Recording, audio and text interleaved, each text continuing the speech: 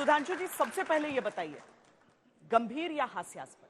क्योंकि अगर इसको अलग कोण से इस पर चर्चा होती है तो थोड़ा गंभीर भी लगता है, लेकिन अगर हम दूसरे दृष्टिकोण से देखते हैं तो यह हास्यास्पद भी हो जाता है मामला। देखिए, आज जैसे ही कार्रवाई शुरू हुई तो जैसा कि आदरणीय नड्डा जी बोल रहे थे, गंभीर और असाधारण घटना आई। देखिए, संसद भवन के अंदर, खासकर जिसको हाउस बोलते हैं, उसमें सिर्फ दो ही लोग जा सकते हैं, या तो खुद संसद सदस्य या जो मार्शल्स जिनको अनुमति होती, बाकी कोई नहीं जा सकता। बाकी सब बाहर कॉरिडोर तक रहेंगे। वहां कोई भी संदिग्ध चीज पाया जाना अपने आप में गंभीर है, उसे हास्यास्पद नहीं कह सकते।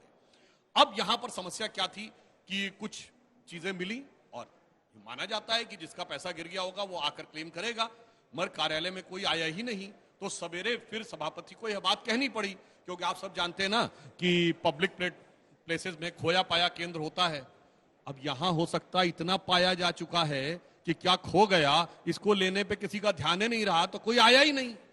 और उसका कारण भी यह हो सकता है कि कांग्रेस का भ्रष्टाचार से बहुत पुराना संबंध है, 30-40 साल से तो हम ही लोग सुनते आ रहे हैं, कोई उसमें वो बात नहीं। मगर एक गंभीर बात इसमें यह थी कि जिस लहजे में वो लोग सवाल जवाब करते थे, आज इसके ऊपर वो कोई बात करने को तैयार नहीं है।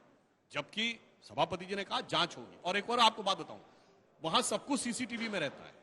जब कोई कर्मचारी जाएगा देखने के लिए तो हर चीज वहां पे दिखाई पड़ेगी। मगर अफसोस की बात यह है, मुझे लगता है कि या तो उनके लिए ये पैसा, जैसा खड़गे जी बोल रहे थे, चिल्लर था।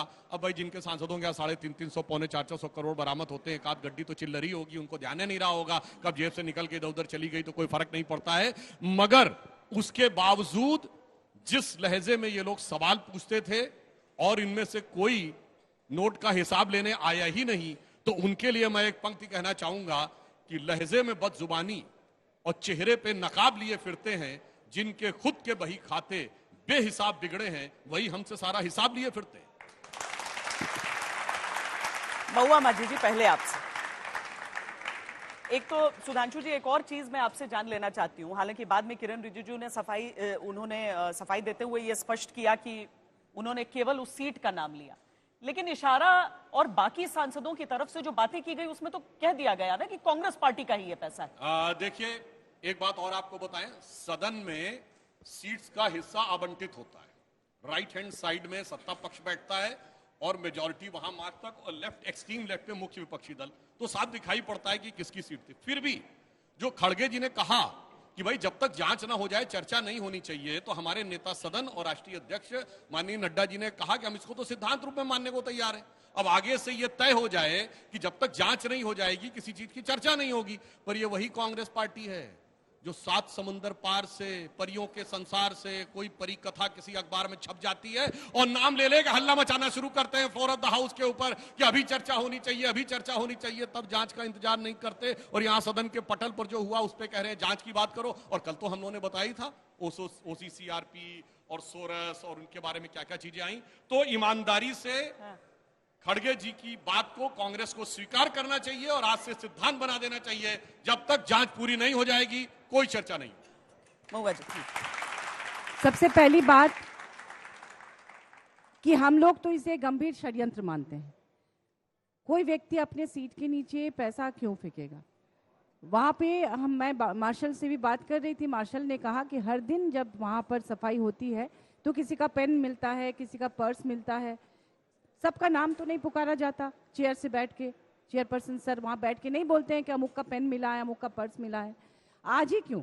और सबसे बड़ी बात कि एक और सीनियर मेंबर ने कहा कि जो 1 सेकेंड में इससे 10 गुना, 20 गुना या 100 गुना कमाने की काबिलियत रखते हैं, उनके लिए इतनी छोटी सी राशि को लेकर वो क्यों आएंगे और क्यों गिराएंगे?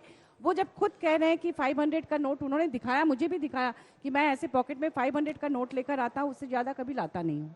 और दूसरी बात, उन्होंने अभिषेक मनु सिंघवी जी ने हमें ये भी कहा कि मान लीजिए हम किसी के बगल वाले सीट के ऊपर हम गांजा या अफीम लाकर रख दे तो बगल वाले पर एक्शन होगा क्या? तो हर एक को बॉक्स बना देना चाहिए, कांच का बॉक्स, जिसमें कोई उसमें लॉक एंड की रहे, जाके खोले, उसमें बैठे, क्योंकि उसमें कोई भी किसी के सीट में भी जा सकता है। और सबसे बड़ी बात कि जब वहां पर हर तरफ CCTV कैमरे लगे हुए हैं तो इतनी देर में क्यों नहीं उसे जांच किया गया, क्यों नहीं देखा गया कि किसका पैसा है? और आप सभी जानते हैं कि सांसदों की अच्छी खासी सैलरी होती है और सब लोग अपने बैग में पैसे लेकर आते हैं, कोई मनाही नहीं है, कहीं कोई रूल्स नहीं है कि आप पैसे लेके अंदर नहीं जा सकते हो। लोग शॉपिंग करते हैं, दवाइयाँ खरीदते हैं, बैग में पैसे लेके आते हैं। किसी का गिर गया होगा, हो सकता है कि वो एब्सेंट हो या फिर षड्यंत्र हो, कुछ भी हो सकता है। तो इसलिए हम लोग इसमें अभी जांच चाहते हैं कि पहले देखा जाए कि क्या है। और अडानी मामले पे जब 267 के नोटिस लगातार तमाम ऑपोजिशन के लीडर्स डाल रहे हैं कि उस पर जांच हो, उस पर बात हो, तो सत्ता पक्ष बात नहीं करना चाह रही है। और यहाँ क्या 500 रुपए के कुछ गड्डी, एक गड्डी मिल गई, उसको लेकर इतना ज्यादा हंगामा हो रहा है। वहाँ 2000 करोड़ के मामले में अमेरिका ने जो कुछ भी आया है जिसको लेकर हंगामा हो रहा है, उस पर आप बात नहीं करना चाहते हैं और आप 500 रुपए की गड्डी को लेकर इतना हंगामा कर रहे हैं। इसको लेकर अपोजिशन जो है वो इसे हास्यास्पद बता रही है। दरअसल जी यदि एक पंक्ति कह दूं, जो इन्होंने कहा है षड्यंत्र हो सकता है, तो सभापति जी ने कहा है सारे पक्षों की जांच होगी। और जो बात कांग्रेस ने कही षड्यंत्र हो सकता है, बिल्कुल उनका ऐसा अनुभव हो सकता है। पूर्व में उनकी पार्टी वालों ने एक दूसरे को निपटाने के लिए बहुत से षड्यंत्र किए थे। आपको याद हो जैन हवाला डायरी कांड, जिसमें कांग्रेस के नेताओं ने आरोप लगाया था कि उन्हीं की पार्टी ने उन्हीं का वो किया था। और याद करिए प्रणब मुखर्जी जी रक्षा मंत्री थे, रक्षा मंत्री होते हुए उनके कार्यालय में स्नूपिंग हुई और आरोप लगा कि उन्हीं की सरकार करवा रही थी। और चूंकि यहां झारखंड मुक्ति मोर्चा की प्रतिनिधि खड़ी हैं, जेएमएम ब्राइबरी केस 1994 में हुआ, जिसमें सुप्रीम कोर्ट में प्रूव हो गया कि जेएमएम के 3 सांसदों ने पैसा लेकर कांग्रेस को वोट किया। तब भी शिबू सोरेन जी ने यही कहा था कि साहब ये षड्यंत्र है, ये सब कांग्रेस वालों ने किया है। तो मैं मान सकता हूं कि जाकी रही भावना जैसी प्रभु मुहूर्त देखी तिन तैसी। देखिए, घोटालेबाजों को सपोर्ट करना ये भाजपा का स्वभाव रहा है, क्योंकि हमारे यहाँ 4000 करोड़ का जो आरोप माननीय अमित शाह जी ने लगाया था, अभी पिछले 5 दिन का जो सेशन था उसमें उन्होंने सदन में खड़ा होकर कहा कि कांग्रेस के पास मधु कोड़ा जैसे लोग हैं जिन्होंने 4000 करोड़ का घोटाला किया। उसके 7 दिन या 10 दिन के बाद उनकी पत्नी को अपनी पार्टी में गीता कोड़ा जी को लिया गया, उन्हें एमपी का टिकट दिया गया, अभी भी विधायक का टिकट दिया गया, मधु कोड़ा जी भी भाजपा में आ गए। इस तरह से हजारों ऐसे दृष्टांत है जब आपने ऐसे घोटालेबाजों को अपनी पार्टी में शामिल किया। अजित पवार जी महाराष्ट्र के एमसीपी का देख लीजिए। हाँ। नियम नहीं है कोई, कैश ले जाने को लेकर, कैश रखने को लेकर सदन के भीतर नियम नहीं है कोई, बात आचरण की हो जाती है। और ये राज्यसभा की बात हम कर रहे हैं, जिसे हम वो जगह कहते हैं जिसका अनुकरण करें बाकी लोग देखकर, वहां के बहस के स्टैंडर्ड को सुनकर। और इसीलिए सवाल उठता है अभय दुबे जी कि आखिर कैसे आया इतना पैसा, कोई क्लेम क्यों नहीं कर रहा है? वैसे ये भी जानना है आधिकारिक रूप से अभी कि पैसा है कितना। श्वेता जी, हमारी सवालों से तलाशी लीजिए, लेकिन मैं सत्ता के गिरेबान में झांक कर आपको कुछ बताना चाहता हूं। सुधांशु त्रिवेदी जी, इस बात से मैं सहमत नहीं हूं कि अंदर कोई जा नहीं सकता। दिसंबर 2001 हथियारबंद आतंकवादी घुसे और हमारे जो सुरक्षा कर्मी थे 8 लोगों की हत्या कर दी। वहां पर आतंकवादी घुसे थे। सुजानशु हाउस में नहीं, एक मिनट देरी तो रखिए, 1 वर्ष हुआ है।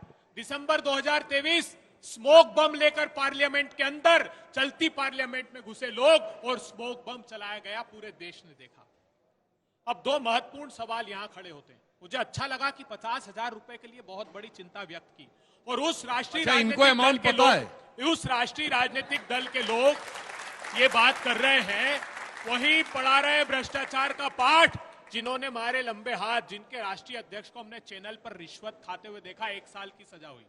अब क्यों ये बात सामने आई, मैं आपको बताना चाहता हूं। यही राज्यसभा के सभापति जी ने 1 या 2 दिन पहले सवाल खड़ा किया हमारे ही उनके खुद के देश के कृषि मंत्री पर, कि पल पल भारी है कृषि मंत्री जी, किसानों से जो वादा मोदी सरकार ने किया उसको निभाइए।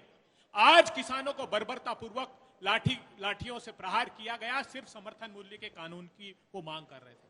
आप 50,000 रुपए के लिए या कुछ हजार रुपए के लिए चिंतित है, अच्छी बात है। 2000 करोड़ रुपए का स्कैम है।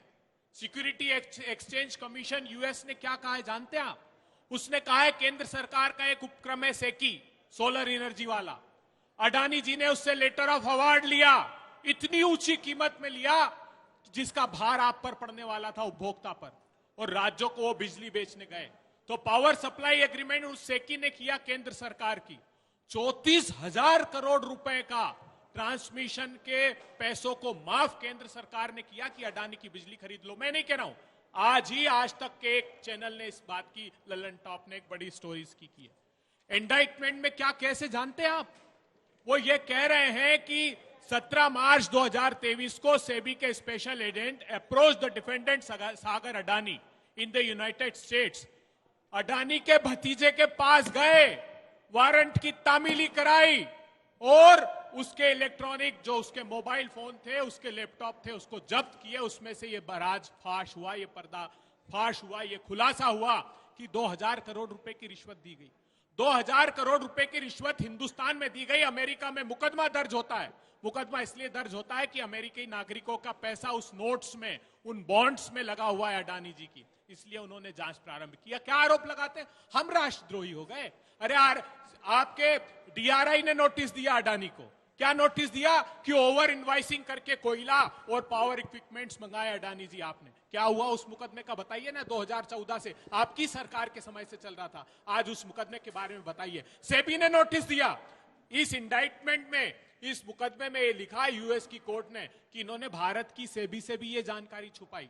उस सेबी ने भी नोटिस इशू किया इनको। ठीक है, अब उस सेबी ने, एक मिनट, एक सेकंड, अडानी पर ये नोटिस भी, ये भी माना सुप्रीम कोर्ट में सेबी ने कि 12 ऐसी कंपनियां फॉरेन पोर्टफोलियोज हैं जिनका स्ट्रक्चर ओपेक है, जो हम स्टॉक मैनिपुलेशन का आरोप लगा रहे थे। इतने गंभीर आरोपों के बावजूद अगर आप पर्दा डालेंगे और ये कहेंगे कि 50,000 रुपए या कुछ हजार रुपए मिले, तो ये सिर्फ पर्दा डालने की कोशिश है, किसानों के साथ छलावा है और देश के संसाधनों की लूट पर पर्दा डालने के लिए छलावा। तो इस मुद्दे पर क्या कुछ नहीं होना चाहिए? मुझे एक मौका दिया जाए। देखिए, अडानी को बचाने का हर संभव प्रयास भाजपा की तरफ से हम कैसे उस होता मुद्दे है, पर आते मैं हैं। बस पहले एक बार सारे गेस्ट पॉइंट को इस छोटा सा मुद्दे मैं पर बोलना चाहूंगी कि जैसे झारखंड में आपको पता होगा कि झारखंड से इलेक्ट्रिसिटी बना के बांग्लादेश को अडानी पावर प्लांट बेच रही है, और ये एमओयू साइन हुआ था भाजपा के कार्यकाल में, जब झारखंड में भाजपा की सरकार थी।